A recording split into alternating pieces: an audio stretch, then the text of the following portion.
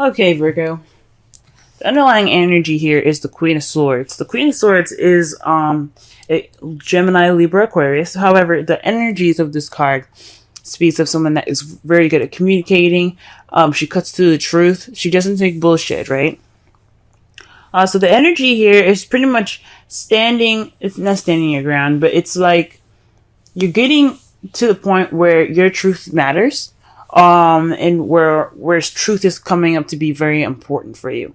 Now, with the Queen of Swords, truth is very important. She only speaks her truth. She doesn't know any other way, any other language other than the truth, than her truth, right? Or other people's truth. She doesn't mess around when it comes to lies and stuff, because when she is lied to, that breaks trust. And you don't have a chance anymore. Like, if you were going to get some help from the Queen of Swords, it would be completely obliterated. So this week is centered around energies of possibly you guys feeling more, very, straight up with stuff. Feeling more,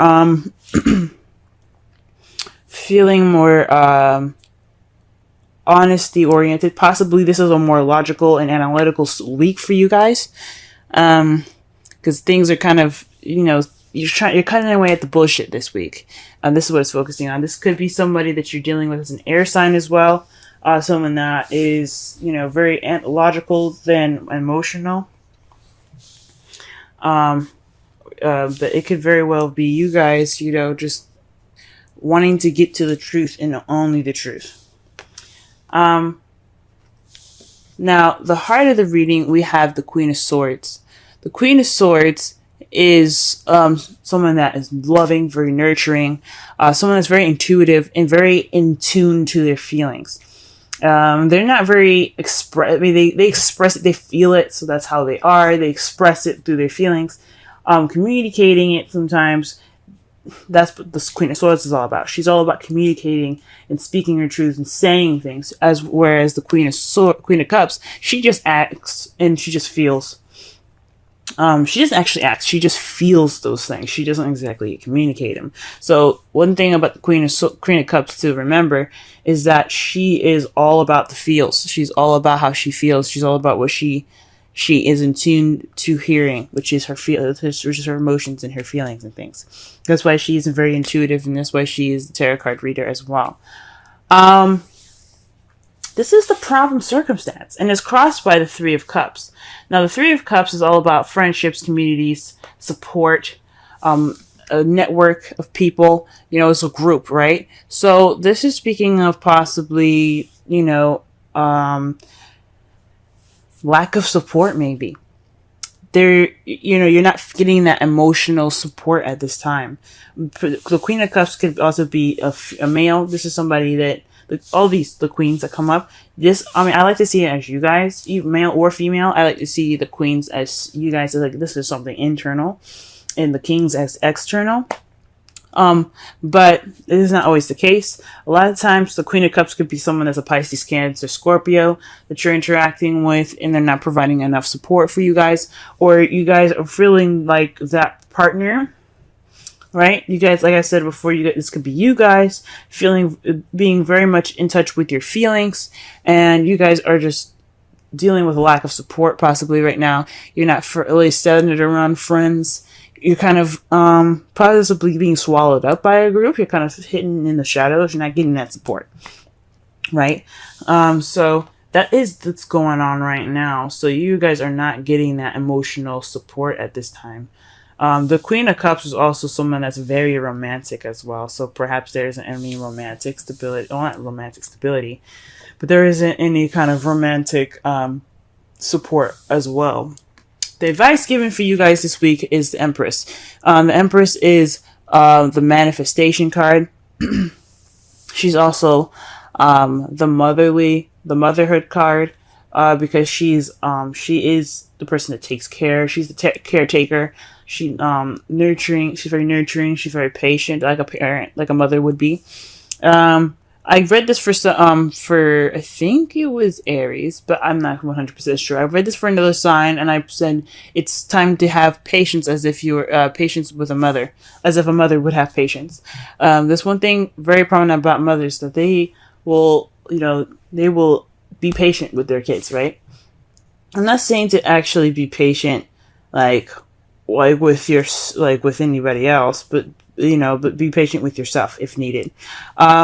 However, with the rest of this reading, I honestly think this isn't talking about patience. This is talking about manifesting. This is talking about creating. It's starting to create. This is a time for you guys to create something, to manifest and begin something. Okay, she isn't about beginning. She's about, like I said before, giving birth to new ideas, to children, to etc. Right? She is the manifester, because she can just make anything she wants to exist happen. She just gives birth to anything, right? So this is telling me that this is your time to manifest, to give birth to new ideas, to give birth to to the support that you guys want, right? Since that is what you're lacking. But this is the time for you to manifest, so do so, right? This is your opportunity. Go ahead and do so. In the past, you guys had the Tower, so something unexpected came and radically changed your world. The Tower card is it's another universe intervention card, but it's kind of it's definitely not an empty threat here. It's kind of like an ultimatum given by the universe. If you don't do something that you need to do, then that you know that you need to do, then we will help you. We'll help push you in a situation where you have to do the thing that you're supposed to do. It's like, this is the Saturn card. It's kind of like karma here. So Saturn is all about karma and doing what you need to do. He will put your butt in gear. He will make sure you do what you're supposed to do, or he'll help you towards your potential. Most of the time, well, some of the time, it's not in a nice way. Okay. And especially with the cards falling up after this, I don't think it was very nice.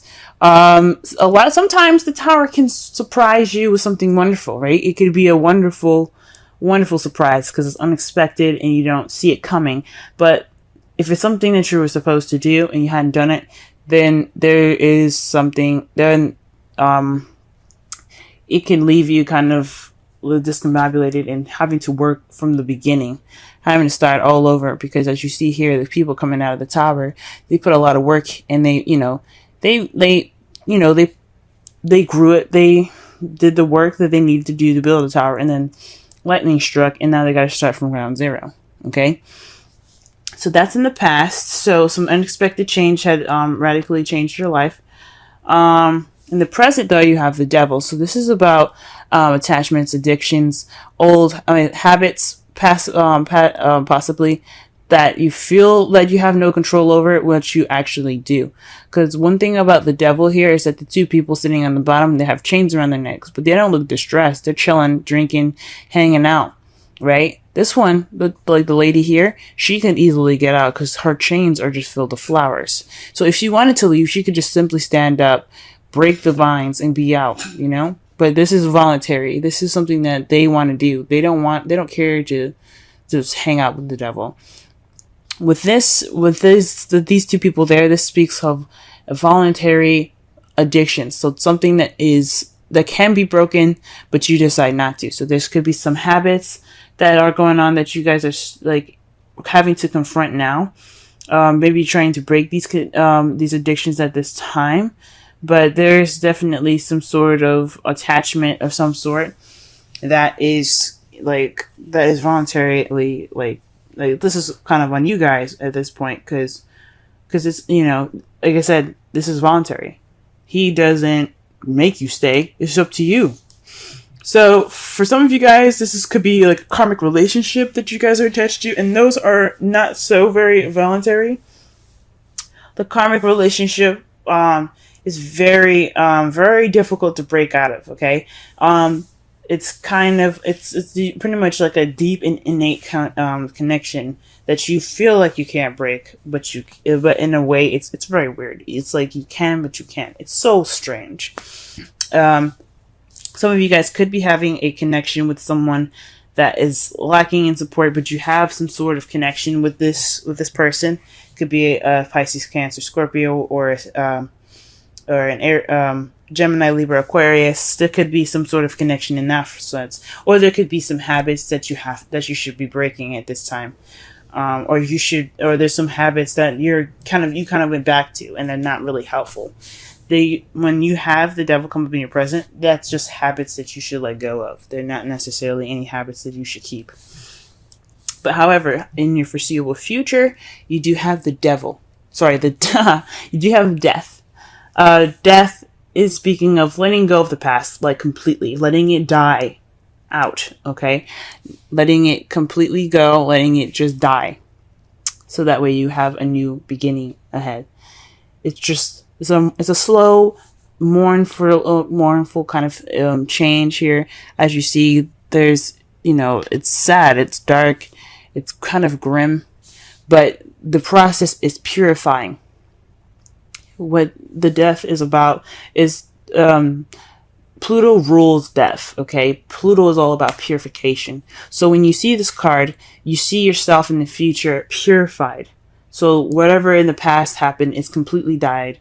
It's coming, it's going away, it's in the past. You accept it for what it is and you let it go, and you accept something new. You let the new come to you because you let the past go, if that makes sense. So this is a transitional change here. That is, like I said, it can be very slow. But that's how you guys see your foreseeable future. Okay. In your outcome though, guys, you have the Page of Swords. So this is about speaking your truth, being, it may be tactless, about those truths that's going to be said here. There could be a message that's kind of that's very honest and cut to the chase, not very cushiony, if that makes sense. It kind of lacks tact, but the point is that it's a truth that is being received or is going to be given in results all of this. Okay, so that's interesting. So far from what I'm getting here, the Queen of Swords is basically telling me that for this whole entire the energies for this week is basically speaking your truth, cutting to the bullshit. Actually, it's possibly about being detached and letting and like not feeling, because the Queen of Swords is all about detachment. It's about detachment, being kind of cold, right? That's one of the characteristics about air signs, is that they can detach from a situation and analytically look at it. The problem is the feels. Obviously, there's no feels, or there is feelings, but there isn't any support towards those. And right now, it's about accepting and understanding.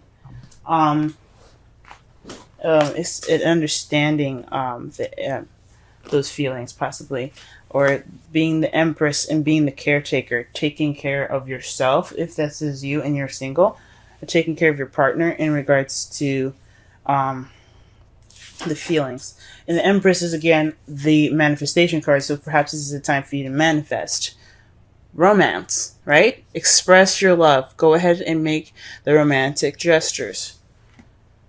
Okay, so this is about expression. Now, the Queen of Swords is excellent about expression, because all that is communication, right? She's all about communication, but she's detached as well. The Queen of Cups, she's very romantic. She's all about her feels, but she lacks expression.